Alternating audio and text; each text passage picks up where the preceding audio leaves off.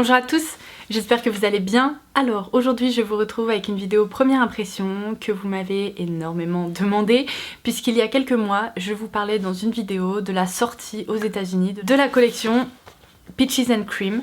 Sauf que cette dernière a mis un temps dingue à débarquer en France. Je pensais vraiment qu'elle ne sortirait jamais. Bon, bonne nouvelle, elle arrive enfin chez Sephora le 8 janvier. Alléluia. J'ai assisté à la soirée de lancement et lorsque j'ai posté ma photo concernant... Attendez, la palette Just Peachy Matte, parce que c'est un petit peu la star de cette collection.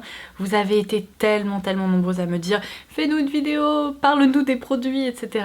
Donc c'est ce que je vais faire aujourd'hui. Grâce à la magie du montage, vous avez un petit aperçu du look que j'ai réalisé avec les produits de cette collection. Donc si vous avez envie de connaître mon avis sur cette collection Peaches and Cream, vous pouvez continuer à regarder la vidéo. Et surtout, pour ne pas louper mes prochaines vidéos, n'oubliez pas de vous abonner juste ci-dessous. Donc c'est parti. Je vais commencer par appliquer la Primed and Peachy, qui est la base de teint proposée dans cette collection. La marque précise qu'il s'agit d'une base fraîcheur matifiante enrichie à la pêche et à la crème de figue sucrée. J'ai littéralement l'impression que je vais appliquer un dessert sur mon visage, mais ça me va parce que si je m'écoutais, dans tous les cas je commencerai toujours par le dessert.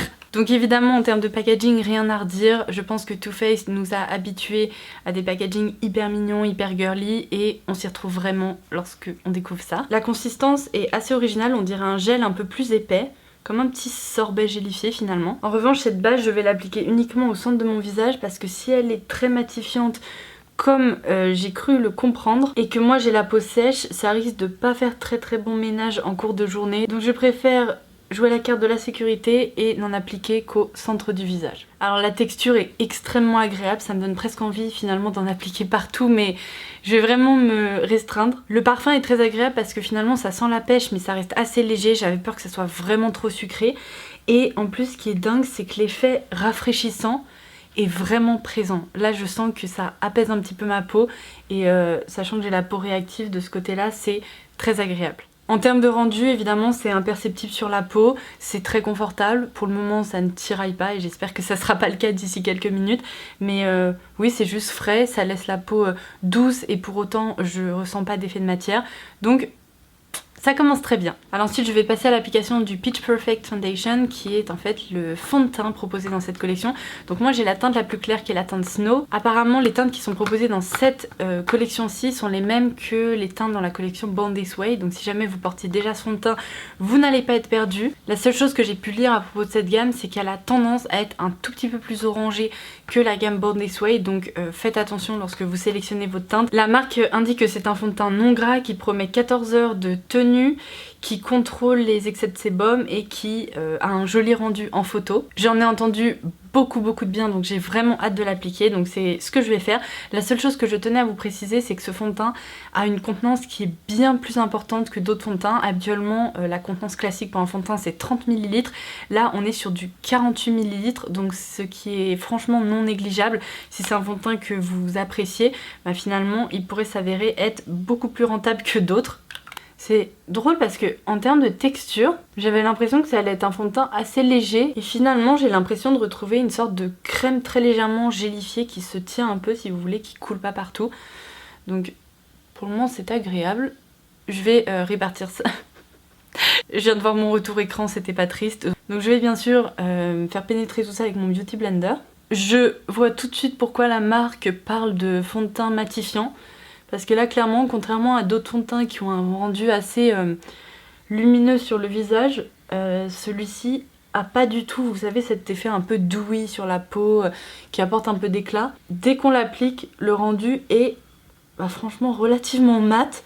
D'ailleurs, là, c'est en train de me faire un peu peur parce que avec ma peau sèche, je ne sais pas ce que ça va donner. Je sais pas si vous allez pouvoir voir ça, mais malgré les lumières que j'ai installées, il n'y a pas d'effet lumineux sur ma peau. C'est hyper mat. Alors je vous confirme que ce fond de teint s'oxyde un tout petit peu. Bon, rien de dramatique, mais un tout petit peu. Après en termes de teinte, c'est la bonne teinte pour moi. Pour le moment, je dois vous avouer que la couvrance ne me convient pas parce qu'on voit encore toutes mes rougeurs et mes petites vénules en transparence. Donc je vais en réappliquer là où j'en ressens le besoin. Qu'est-ce qui se passe? La pompe est en train de me faire des misères. Je suis pas sûre que je vais apprécier ce fond de teint. Ça correspond pas du tout à ce que j'ai l'habitude d'apprécier. Quand même le Beauty Blender a un peu de mal à fondre la matière, c'est pas très bon signe.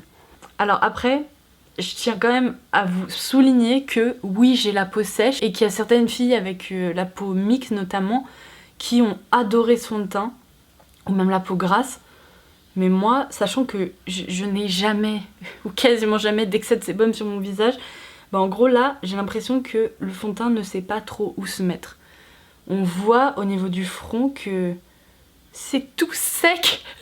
J'ai l'impression d'avoir 20 ans de plus. Oh mon dieu. Les filles avec la peau sèche me comprendront, mais là, je suis un peu dubitative. Hein. Après, peut-être qu'il va bien évoluer sur ma peau, hein, je dis pas le contraire, mais là, dans l'immédiat, je suis pas fan. Je vais vous faire un zoom pour vous montrer ce que ça donne sur mon nez. Mais franchement, c'est pas top. Ah mince, c'était un des produits de la collection que j'attendais le plus. Et finalement, je pense que ça va être ma déception. Alors regardez, ici par exemple où j'ai des ridules, ça commence à marquer un peu partout.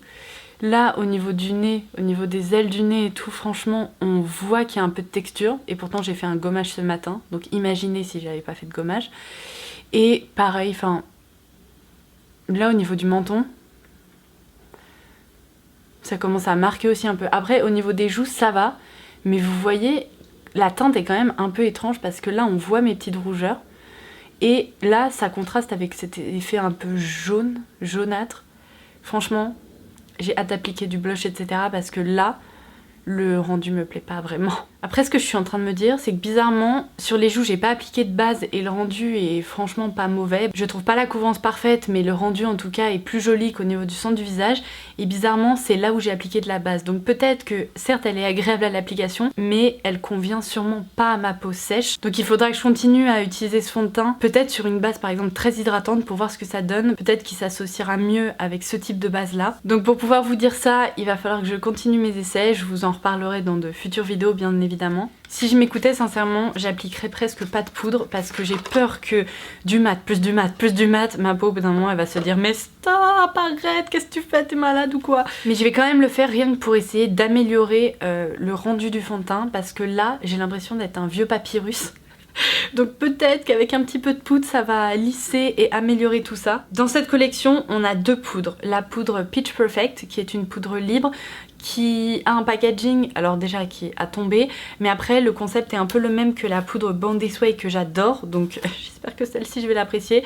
Chose hyper positive, c'est qu'ils ont gardé ce, vous savez, ce clapet comme ça qui permet de protéger la poudre pour qu'il n'y en ait pas partout dans votre compact, donc ça c'est assez génial. Et tout comme la poudre Born This Way, il y a quand même 35 grammes de poudre, ce qui est énorme, mais vraiment énorme. Je vais vous dire, pour réussir à terminer un pot comme ça, il va falloir s'en servir pendant un petit moment. L'autre poudre c'est la Peach Blur et elle se présente comme ceci. Alors celle-ci apparemment, d'après ce que j'ai compris, elle a plus pour but d'affiner le grain de peau si vous voulez. C'est plus une poudre de finition dans un sens plutôt qu'une poudre fixatrice. Ils appellent ça la poudre de finition translucide, effet lissant. Le seul petit problème, c'est que comme vous le savez, je traîne toujours sur les chaînes américaines et sur les blogs américains, etc. Et beaucoup ont dit que cette légère coloration rose sur les peaux moyennes à plus foncées, ça se remarque pas vraiment, mais sur les peaux très très claires comme la mienne, apparemment ça ressort beaucoup. Donc je vais éviter les bêtises parce que après j'ai quand même un rendez-vous. Donc je vais l'appliquer après avoir appliqué cette poudre libre qui apparemment elle doit avoir, je sais pas si elle a vraiment une coloration, mais en tout cas elle est moins rose que celle-ci. Donc je vais fixer mon teint avec ça et j'essaierai peut-être au niveau des ailes du nez ou contour des yeux, je sais pas trop, d'appliquer celle-ci. On va voir ce que ça donne. Avant ça, je vais bien évidemment appliquer de l'anti-cerne. Il n'y en a pas dans cette collection, donc je vais appliquer celui que j'utilise en ce moment, qui est l'anti-cerne haute couvrance de chez Sephora. Maintenant, je vais donc appliquer cette poudre libre. En revanche, je vais pas l'appliquer partout, je vais me concentrer au niveau du centre du visage. Pourquoi? Parce que dans cette collection, il y a un bronzer, des blushs et un highlighter qui ont une texture presque un peu effet pâte à modeler, d'après ce que j'ai pu comprendre. Enfin, ce sont pas des poudres. Et donc, si j'applique de la poudre et qu'après j'essaye d'appliquer des produits un peu crémeux, ça risque d'être très problématique. C'est drôle parce qu'on retrouve ce léger parfum à la pêche dans tous les produits. Donc je vais fixer le centre de mon visage, évidemment le contour de mes yeux. Bon alors il n'y a pas à dire, je suis hyper matifiée. Je crois que je peux pas être plus matifiée que ça. Après ma peau tomberait en lambeaux. Le rendu en revanche de la poudre est très joli parce que rien qu'au niveau du nez, ça a diminué l'apparence des petits patchs qu'il y avait juste avant. Donc ça, je valide. Bon, je vais me faire un petit coup de folie, je vais appliquer celle-ci. mais seulement au niveau là des ailes du nez pour voir s'il y a vraiment un effet blur. J'espère vraiment que je vais pas me retrouver avec un halo rose ici parce que bonjour, je vais arriver à mon rendez-vous, je vais ressembler littéralement à un clown. Donc c'est parti. Waouh, la texture est tellement veloutée que j'ai l'impression de ne rien prendre, mais si, je vous rassure, il y en a sur mon pinceau. Je vais appliquer ça comme ça. J'ai l'impression que ça lisse pas mal. Le grain de peau est beaucoup plus fin. Bon alors il y a encore les petits patchs en dessous, c'est vraiment pas le top, mais bah écoutez, moi je vois aucun effet rose sur mon teint. Je sais pas pourquoi j'avais lu ça et certaines filles disaient que il y avait une coloration rose. Franchement, vu que la matière est hyper veloutée, je vois pas à quel moment on pourrait se retrouver avec des pigments sur le teint. Non, bon alors je vous dément complètement cette information, il n'y a pas du tout de pigmentation rose et je trouve que le rendu est franchement joli, ça lisse très bien. Donc ça, très bonne surprise, je m'y attendais pas du tout. Pour tout vous dire, je m'attendais à rien avec ce produit et finalement je l'aime beaucoup. Alors j'hésite à terminer mon teint ou alors à passer aux yeux. Bon, vous savez quoi, on va terminer le teint, comme ça au moins ça sera fait. Donc pour le bronzer, il y a encore une fois 2 produits dans cette collection. Tout d'abord, il y a cette gamme de petites pêches comme ça qui sont hyper mignonnes. Donc là j'ai le Bronze Peach qui est un bronzer qui se présente comme ceci. Alors le mien a un petit peu douillé pendant le transport parce que ça s'est détaché du support, mais c'est pas grave, je vais me débrouiller avec. Et ensuite il y a le Radiant Matte Bronzer, le Sweetie Pie, qui se présente comme ceci, qui est plus une poudre bronzante plutôt qu'une poudre de contouring parce qu'il y a quand même un effet un peu satiné là-dedans. Donc moi ce que je vais faire, c'est que je vais essayer de faire un léger contouring avec ça. En termes de texture, je vais voir tout de suite ce que ça donne. Ouais, bah j'ai bien fait de pas poudrer le reste de mon visage parce que clairement c'est exactement ça. C'est une texture crème. Alors c'est pas de la pâte à modeler dans le sens où vous voyez je peux appuyer, ça fait rien. C'est vraiment une texture crème, mais lorsqu'on l'étale, bah ça se transforme en fini poudré et donc ça se fixe tout seul. Donc on va essayer comme ça. J'espère que ça va pas déplacer la matière. Bon là en l'occurrence c'est très naturel. La pigmentation reste légère, donc peut-être si vous voulez y aller progressivement, ça peut être pas mal. Alors, le rendu me plaît beaucoup plus, mais 1000 fois plus que les Stick Fenty, parce que ceux-là, je trouve qu'ils déplaçaient la matière, mais vraiment un truc de fou. Là, c'est pas le cas. Franchement, ça se répartit plutôt pas mal du tout avec un pinceau dense comme ça. Je vais essayer de l'autre côté avec mon Beauty Blender. Et bah franchement, le rendu au pinceau est presque plus sympa, c'est un peu plus diffus. Donc je vais diffuser ça comme ceci. Sachant que c'est un produit qu'il faut tout de même pas mal travailler, je pense qu'au quotidien c'est le genre de truc qui va très vite me fatiguer. Je préfère des poudres bronzantes qui s'appliquent très rapidement. Mais ça, lorsqu'on a peut-être un peu plus de temps, qu'on souhaite vraiment travailler son teint, bah franchement le rendu est très joli. Alors sur moi, la teinte convient très bien parce que pour les peaux très claires, je pense que ça fonctionne à merveille. Après, si vous avez la peau plus foncée, c'est-à-dire médium ou noire, clairement ça va être trop clair pour vous. Donc je pourrais continuer en appliquer sur mes tempes, etc. Mais il faut quand même que je teste l'autre poudre bronzante, donc c'est ce que je vais faire avec un pinceau plus fluffy. J'ai utilisé une serviette microfibre pour retirer la matière sur ce pinceau-là parce que je pense que ça me permettra de mieux diffuser mon bronzer. Donc c'est ce que je vais faire. C'est parti pour cette poudre bronzante. J'espère qu'elle n'est pas trop satinée. Je vais commencer à bronzer mon visage légèrement parce que bon, on est en hiver. Je suis déjà blanche comme mon mur derrière. Donc si je me retrouve avec beaucoup de poudre bronzante sur le visage, je pense que les gens vont se demander ce que j'ai fait. Bah écoutez, ça apporte un peu de relief. Le rendu est franchement très joli. Après, quand on s'approche très près, on peut voir qu'il y a des micro paillettes un peu dorées. Rien que là, ici, ça se voit au niveau du front avec mes lumières. Bon, rien de dramatique. La teinte est peut-être un chouïa trop chaude pour ma carnation. Mais si vous êtes un peu plus foncé que moi, clairement, ça pourrait être assez sympa en termes de rendu. Même là, ça me plaît pas mal. Je trouve que franchement, ça apporte du relief, c'est pas mal. Je vais passer au blush. J'en ai 2 dans cette collection. Je crois qu'il y en a 6. Ce sont les Peach My Cheeks. C'est pas très facile à dire. Donc j'ai le So Peachy et le Spice Peach. Donc je vais vous montrer ça. Donc le Spice Peach se présente comme ceci. La petite feuille ici est de la même couleur que le blush, qui est en soi très sympa. Donc c'est un blush un peu plus foncé. Et le So Peachy qui est comme ça. Alors ça, sur le papier, j'adore. Je trouve ça très beau. Mais le problème, c'est que c'est un mauve un peu couleur épicée finalement. Et si je mets ça plus le bronzer, ça va être carrément trop foncé pour moi. Donc ça sera plus les jours où je porte pas de poudre bronzante. En revanche, cette teinte-ci m'a l'air de donner très bonne mine, donc je vais essayer. Donc pareil, avec un pinceau de danse, mais pas trop, je vais appliquer ça. What? Il y a strictement rien qui s'applique. Bon, je pense que c'est typiquement le genre de blush qu'il faut travailler un petit moment pour voir apparaître des pigments. Enfin, au moins en 2-3 couches. Mais en même temps, c'est pas mal parce que combien de blushs sont tellement, mais tellement pigmentés que vous faites ça et vous faites oh non, c'est pas possible. Donc là, on commence à avoir une petite coloration. Je vais essayer de l'autre côté. Ça sent la pêche partout, partout. Si vous aimez pas les odeurs un peu sucrées comme ça ou l'odeur de la pêche, je pense que ça va vous donner des hauts le cœur parce que ça sent quand même un peu. Après, je dois vous avouer que ça remplacera pas mes blush poudre parce que ça, je saurais pas comment vous expliquer, mais en gros, par endroit, il y a un peu plus de pigments que d'autres. Donc ça fait un peu comme des mini points un peu partout. Et plus on déplace ça, plus j'ai l'impression que le fond de teint se déplace en dessous et ça laisse apparaître mes rougeurs. Bref, c'est pas le top quoi. Autant pour le contouring, ça passait plutôt bien, autant pour le blush, franchement, je pense que je vous les recommanderais pas parce qu'il y a d'autres blushs qui sont 1000 fois mieux que ça.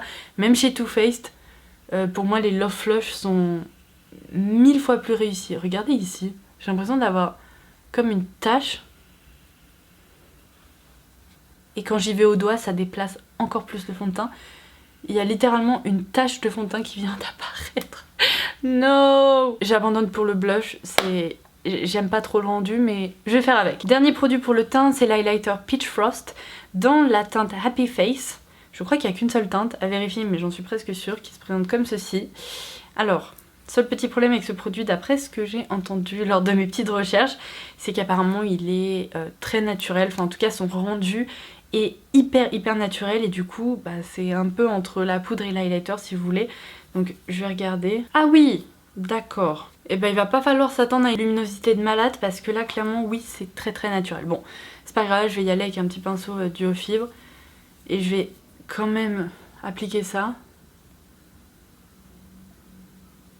Oh, c'est pas si pire, ça apporte quand même un peu d'éclat. Je m'attendais à ne strictement rien voir, mais rien du tout.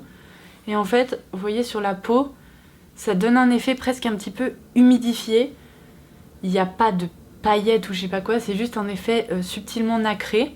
Mais je trouve qu'en fait le rendu est franchement pas si laid. Pour les jours où vous voulez un petit highlighter sympa sans pour autant claquer l'highlighter métallique, bah c'est très réussi. Franchement, et bah là vous voyez, je valide dès la première application parce que clairement, ça se diffuse très bien, ça déplace pas la matière et le rendu est franchement très joli. Mais 1000 fois plus joli que le blush d'ailleurs. J'en ai appliqué un tout petit peu par ici.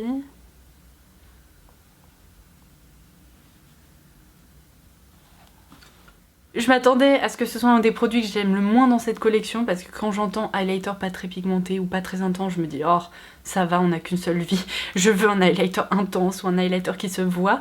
Et là bah franchement, c'est pas intense dans le sens où c'est quand même assez subtil, mais c'est très joli, ça apporte franchement une très belle luminosité. Good job Too Faced parce que je m'attendais pas à ça. Bon et bien les amis, il ne me reste plus qu'à me plonger dans la palette Just Peachy et de l'essayer.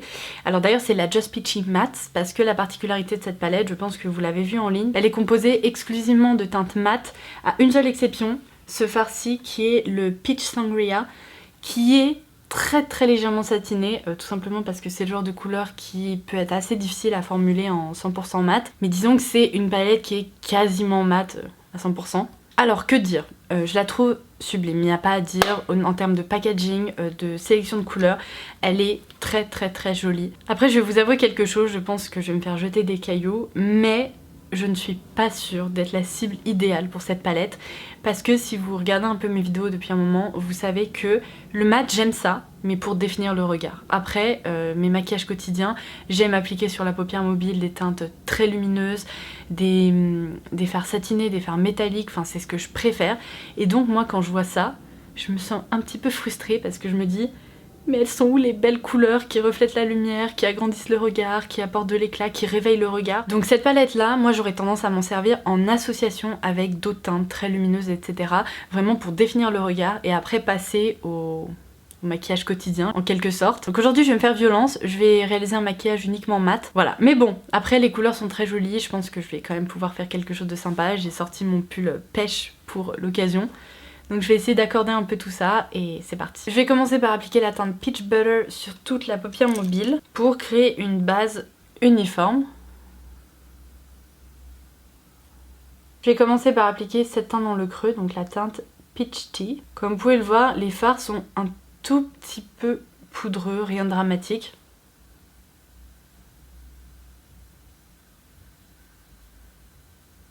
L'essompage a été tellement mais tellement facile, je suis choquée. Parce que vous savez à quel point parfois les fards mat peuvent être hyper chiants à travailler. Non mais là, en un clin d'œil quoi. Avec un pinceau un peu plus précis, je vais venir prélever cette teinte-ci pour le coin externe de mes yeux. Je vais faire comme un V en coin externe.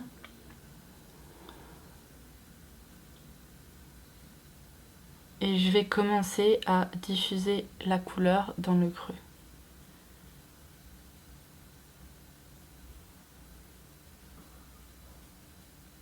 Et avec la teinte Peach Cobbler, juste ici, je vais diffuser ça dans le creux pour apporter ce côté un peu plus pêche et un peu plus chaud. Franchement, je suis bluffée parce qu'en termes d'estompage, c'est hyper facile. En ras de cils inférieur, je vais reprendre le Peach Tea. Puis le Peach Tart, qui est donc un peu plus foncé pour rejoindre le coin externe. Au niveau du coin interne là, de la paupière mobile que j'ai laissé libre, je vais appliquer la teinte Peaches and Cream, juste ici.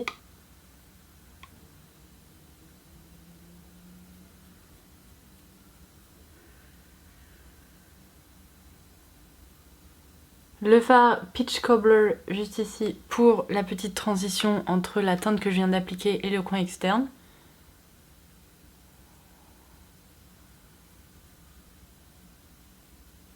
Vous remarquerez que j'ai zéro chute au niveau des fards, ce qui est quand même hyper chouette. Et enfin, un petit coup de Just Peachy dans le creux, également pour apporter ce côté un peu plus chaud et un peu plus doux. Je sais que beaucoup d'entre vous voudraient que je ne porte pas de l'eyeliner noir à chaque fois, je sais, mais c'est un peu une addiction. Bon, cette fois-ci, je vais changer. Je vais appliquer avec un petit pinceau biseauté comme ceci, le fard le plus foncé de la palette, le plus marron, qui est le Chocolate Dipped. Et je vais donc, en fait, au lieu de faire un trait d'eyeliner classique noir, je vais l'appliquer en ras de cils supérieur pour définir un peu tout ça. Ces fards sont tellement pigmentés et tellement doux que même tracer un liner avec, c'est hyper simple. Alors qu'avec certains fards, c'est même pas la peine d'essayer quoi. Non mais c'est vraiment très joli.